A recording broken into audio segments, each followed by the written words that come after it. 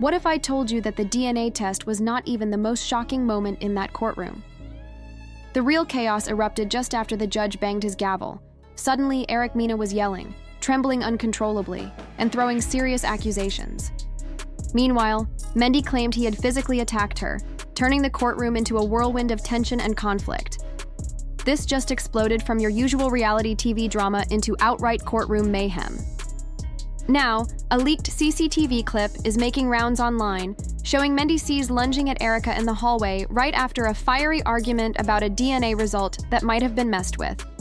The internet is absolutely ablaze. Some folks claim Yandi was in the know. Others point fingers at VH1, accusing the network of shielding predators. And Mona Scott? She's apparently scrambling to hush things up before this disaster blows up her entire franchise. But the damage is already done. The clip is everywhere. Erica's legal team is speaking out, and social media has officially declared war. Strap in. This is far more than just another love and hip-hop scandal. This is the footage no one expected to see. And now that it's out, it feels like someone's whole empire might be on the brink of collapse. But let's rewind a bit. Before Erica was shouting in the hallway, before the courtroom exploded into chaos, and before Mendy's name was trending alongside words like assault and leaked videos, this saga began just like any other love and hip. Pop drama quietly, messily, and far too personal to stay under wraps for long. What was meant to be a straightforward paternity hearing, with Eric Mena, Mendeecees Harris, some lawyers, and a sealed envelope holding the DNA results that could either end the drama or ignite it, quickly spiraled out of control.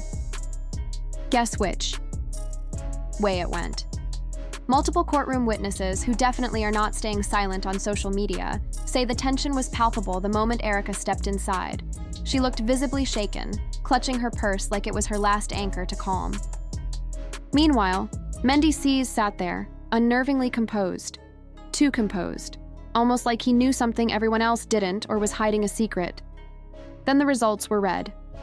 And let's just say, the DNA test did not land the way Erica hoped. According to reports, it showed the child belonged to Mendeecees, but Erica wasn't having any of it. Right there in the courtroom, she fired off an accusation that the results were tampered with. One source recalls her exact words. "You paid someone off. This isn't real. You know that baby is yours, Mendeecees."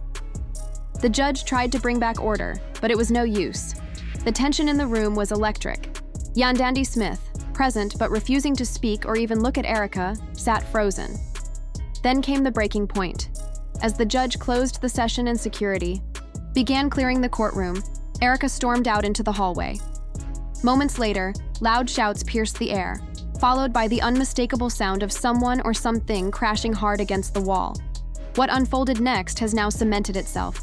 In love and hip-hop lore, Erica stormed back into the courtroom, trembling. Her mascara streaked down her cheeks, yelling, "He grabbed me! He pushed me!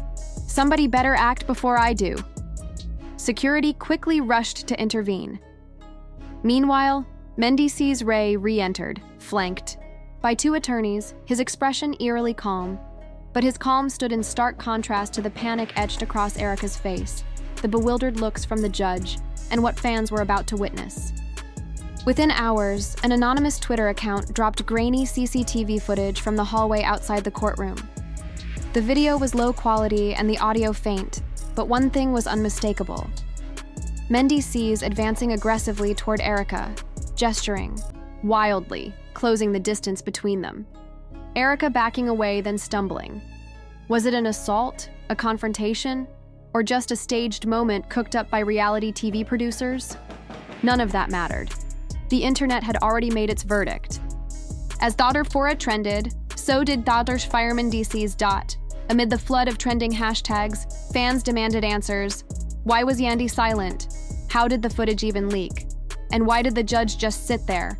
Theories spun wildly. Some blamed VH1 for leaking the video to boost ratings. Others pointed fingers at Erica herself. And a few suspected a disgruntled intern with access to the tapes. But all of that chatter was just noise compared to the storm swirling around Erica, her accusations, and the man at the heart of it all, Mendeecees Harris. That very night, Erica's lawyer released a statement. Miss Mena was involved in a physical, altercation inside a public courthouse. They were reviewing legal options and vowed to pursue every possible route to protect her safety. Then came the burning question: what would Yandi do? Stay quiet, defend her man, or speak out and blow the whole thing wide open? The answer came the next morning. The entire world was watching. Every blog, fan page, and verified account that had ever reposted a love and hip-hop meme. Because if anyone could either calm this raging firestorm or fan the flames, it was Yandi Smith. So what did she do? Absolutely nothing. No statement, no denial, no "leave my family alone" Instagram, post with a moody selfie and a soft piano track. Just silence. But the internet filled that silence for her. People started tearing apart every old clip of Yandi and Erica together, digging up reunion fight footage, DMs from 2019, even podcast interviews where Erica once claimed Yandi's loyalty shifted depending on who was watching. That clip alone racked up over 1 million views in 8 hours. Meanwhile, new footage surfaced, not from the hallway, but inside the courtroom. A shaky cell phone video, taken from a far corner, blurred faces but crystal clear audio. Erica's voice rang out, "That's your baby, and you know it." Then, a sharp bang, a sound like something hitting a table, and chaos erupted. The worst part? That tape was allegedly being shopped around by a VH1 employee, claiming producers had already tried to buy exclusive rights to spin it into a future storyline. That's when the accusations against Mona Scott Young grew louder. One tweet joked, Mona would film a funeral if it guaranteed ratings. Another warned, "Y'all think this is a scandal? Mona sees it as just episode 1. Behind the humor, though, something serious was shifting. Erica wasn't just a reality star caught in messy drama anymore. She was quickly being framed as a woman trapped in a relentless assault, not just physical, but psychological, by a powerful machine exploiting her pain for profit. Then, a new twist. A court document leaked. Someone inside the courthouse leaked the incident report Erica filed that very day. It was brief, just a couple of paragraphs, but enough to ignite fresh flames. In the report, Erica stated, "Mr. Harris made physical contact with me after the court session. I felt threatened, unsafe, and verbally harassed. I request immediate legal protection and an investigation into the events." Boom. Just like that, the narrative shifted. The question was no longer whether it happened, but why hadn't he been arrested? Why did the judge allow it? What was Yandi hiding? Then came the commentators, former cast members, and bitter bloggers, all waiting for a moment like this. A former crew member, who supposedly worked on 3 seasons of Love and Hip Hop, tweeted, "There were always whispers about Mendy, always, and we were told to ignore it." An anonymous ex of Mendeecees spoke to a gossip YouTuber, alleging a pattern of controlling behavior, including one incident where he reportedly threw her phone into traffic during an argument. The official response? These claims are defamatory. Mr. Harris is fully cooperating with legal counsel. But that only fueled the fire. People heard defamatory and translated it as, "We don't have a solid excuse yet." And Erica? She kept fanning the flames. Late that night, she went, live on Instagram, dim lighting, hoodie up, tears barely held back. She didn't say much, but what she did say shook the internet. "I've been quiet for years about what I've experienced, but not anymore.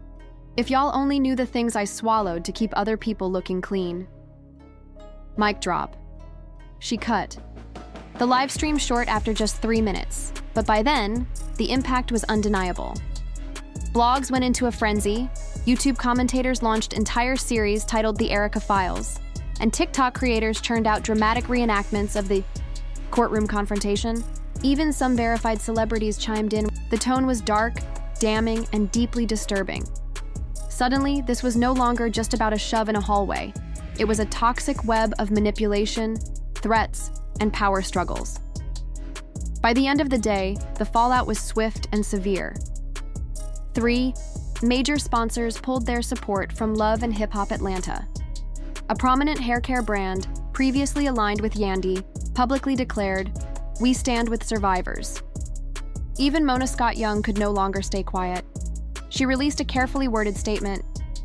"As a producer, I do not condone violence in any form, We are currently working closely with legal teams to fully understand the extent and implications of the recent events that have rocked the Love and Hip Hop Atlanta universe. The gravity of the situation goes far beyond typical reality TV drama. It has turned into a crisis demanding careful navigation through legal, ethical, and public relations minefields. What might have initially seemed like just another scandal now reveals itself as a seismic shift within the show's entire framework. VH1's decision to suspend filming was not a simple precautionary measure. It was a bold and unprecedented move that sent shockwaves through the production, the cast, and the fan base alike. The network's executives understood that the issues at hand carried potential legal ramifications so serious that continuing production without a thorough review could expose them to massive liability. This pause was a clear signal that what was happening was far from routine reality television conflict. Behind closed doors, the atmosphere was tense and urgent. VH1 held an emergency meeting where no detail was too small, no whisper too trivial, and no piece of evidence overlooked. Every frame of footage, every clip of audio, every whispered threat, and every interaction caught on camera was subjected to intense scrutiny. The goal was to assess the situation comprehensively, determine the network's exposure to legal risks, and decide how best to move forward in the midst of a storm that was rapidly escalating beyond their control. Amidst this high-stakes deliberation, a production assistant, either inadvertently or intentionally, leaked a screenshot from the team's Slack communication channel. The message read, "Until we get legal clarity on Mendeecees' situation, we're pausing all ATL tapings involving him or Yandi." The bluntness and finality of that message left no doubt, the very core of the show's narrative and its cast. Dynamics had been shaken to the foundation. This suspension was more than just a pause in filming schedules. It was a public acknowledgement that the network was taking the allegations seriously enough to halt its primary source of content and revenue for the show. It meant that the stories, the fights, and the drama that fans had come to expect, and, in many ways, thrive on, were now sidelined indefinitely until legal matters could be sorted out. For VH1, this was a nightmare scenario. Love and Hip Hop Atlanta has been one of their flagship franchises, drawing in millions of viewers week after week. Its success depends heavily on the volatile chemistry between its cast members, their personal struggles, and the drama that unfolds both on and off the screen. Removing key figures like Mendy and Yandi from production threatened to unravel the very fabric of the show's appeal. But the network had no choice. The allegations were serious, involving claims of physical altercations, verbal threats, and possible harassment, all of which, if proven true, could lead to severe legal consequences and immense public backlash. The decision to pause was a strategic move to avoid further complications, while legal teams analyzed the situation from every angle. For the cast and crew, the suspension created a ripple effect of uncertainty and tension. The ones at the center of the controversy, Mendy and Yandi, were left in a state of limbo, their reputations hanging in the balance as the court of public opinion ran wild. Other cast members, who had often clashed or allied with them in past storylines, watched as the scandal overshadowed their own narratives and performances. Fans of the show were divided and anxious. Social media buzzed with speculation, theories, and heated debates. Some defended Mendy and Yandi, hoping the allegations were false or exaggerated. Others sided with Mina, the woman who had come forward with disturbing accusations that challenged the very nature of reality TV's manufactured drama. This split fan base only added fuel to the fire, making the network's job even harder as they tried to manage the fallout. For VH1, the legal review process became a balancing act between protecting the network's interests and responding responsibly to serious allegations. They had to consider the impact on their brand, their viewers, and the individuals involved, all while maintaining the integrity of their programming. It was a reminder that reality TV, despite its scripted and edited nature, sometimes crosses into real-life issues that require real-life accountability. The leaked Slack message was a rare glimpse into the internal chaos at the network, revealing just how cautious and unsettled the production had become. Pausing tapings was a necessary step, but it also underscored the fragility of the show's ecosystem. Without key cast members, producers would have to rethink storylines, schedules, and even the future direction of Love and Hip Hop Atlanta. This Incident exposed the broader challenges reality TV faces when the line between entertainment and real personal trauma blurs. The spectacle that draws audiences also carries risks that become painfully apparent when off-screen realities collide with on-screen personas. As the investigation unfolds and legal teams continue to assess the situation, everyone connected to the show, from network executives to fans, waits for clarity. Will Mendy and Yandi be cleared? Will new evidence change the narrative yet again? How will VH1 rebuild the trust of its audience and ensure the safety and dignity of its cast moving forward? What is clear is that the suspension of filming marks a turning point. It is a reminder that behind the glitz, glamour, and drama of reality, TV lies a real human cost. VH1's move to halt production until legal clarity is reached is not just about protecting a show. It is about confronting uncomfortable truths and navigating the consequences of those truths in the public eye. Without Mendy and Yandi, a huge part of the drama disappears. And without Erica, the fiery conflict that fuels the show's ratings fizzles out. VH1 was now scrambling, caught between protecting its franchise and navigating a legal minefield. And as if the chaos wasn't enough, Erica threw down another bombshell. She announced she was officially signing with a top-tier attorney known for handling high-stakes entertainment lawsuits. This wasn't just a legal move. It was a clear signal. Erica was ready to fight, and this battle was no longer just for reality TV fame. It was about power, truth, and survival. The same lawyer had a reputation for taking down major networks, accused of exploiting women with shady contracts.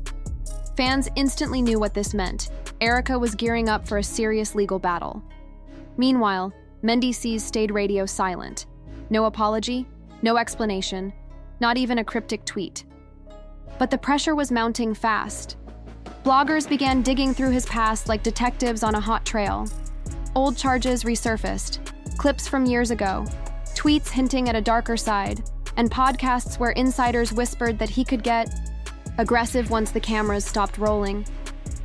Suddenly, the story flipped. Mendy, once seen as the cool, composed guy trying to rebuild after prison, was now being portrayed as a privileged man using his fame, money, and silence as weapons to silence Erica. A man hiding behind his clout to crush the woman who finally found her voice. Fans devoured the drama. One tweet read, "Mendy messed with the wrong one.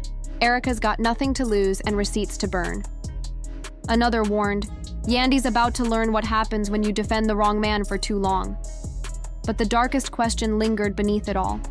What if more women step forward? Because, as history shows, that is often